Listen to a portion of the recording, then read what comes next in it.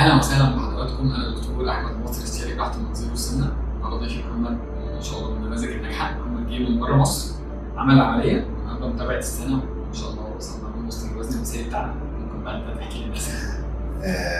انا بصراحه عملت العمليه في بالظبط من سنه، شهر 8 اللي فات. احنا النهارده 27/7، يعني تقريبا سنه بالظبط. انا كنت 105.5 كيلو والنهارده 80 كيلو، فانا وصلت يعني تقريبا للوزن اللي هو المثالي.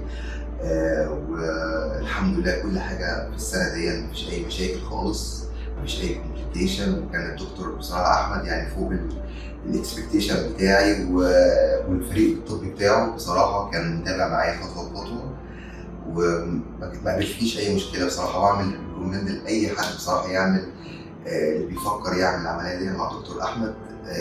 يعني مفيش اي ديسابوينت هيحصل ليكم.